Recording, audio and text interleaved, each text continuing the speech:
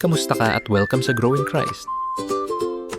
Para mas lumalim pa ang faith mo kay Lord, mag-subscribe ka na para updated ka sa mga bagong videos dito sa channel na ito.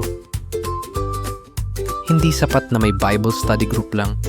Ang goal ay engaged, lumalago, at nagiging Christ-centered ang bawat member. Sa video na ito, pag-uusapan natin kung paano panatilihing buhay, relevant, at patuloy na lumalago ang inyong Bible study group. Hindi lang sa kaalaman kundi sa pananampalataya at relasyon kay Jesus.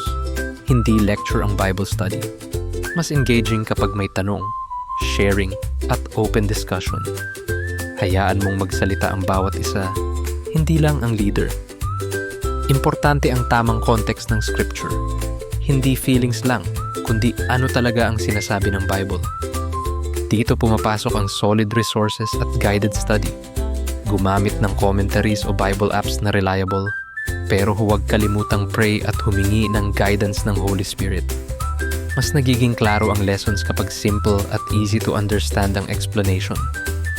Ang tanong lagi dapat, paano ko ito isasabuhay? Kapag may application, nagiging buhay ang salita ng Diyos sa araw-araw. Pwede rin mag-set ng weekly challenges para i-practice ang natutunan. Makikita rin nila ang pagbabago sa sarili at sa relationships nila sa iba. Mas tumatagal ang Bible study kapag may tunay na malasakit. Kumustahan, prayers, at pakikinig ay kasing halaga ng mismong lesson. Kapag may personal connection, mas nagiging supportive ang grupo. Ang encouragement at accountability ay nakakatulong sa spiritual growth ng bawat isa. Ang paglago ng grupo ay nagmumula sa Diyos at hindi sa programa. Kapag sama-samang nananalangin, doon kumikilos ang Holy Spirit. Pwede ring magkaroon ng prayer requests at praise reports sa bawat meeting. Nakikita ng bawat isa na powerful ang prayer at nagiging bonding activity rin ito sa grupo. Healthy groups multiply. Turuan ng iba na mag-lead, mag-share, at magturo. Hindi lang ikaw ang leader, lahat ay pwedeng gamitin ng Diyos.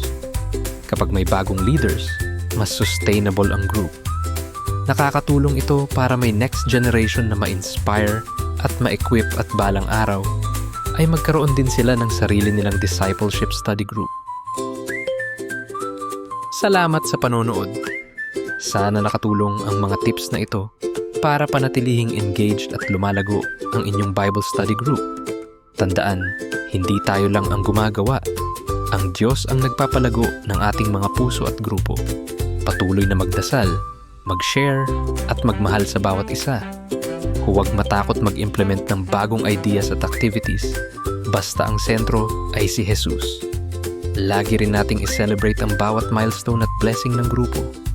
Salamat sa iyong panonood at kita muli tayo sa susunod na video dito sa Grow in Christ. God bless!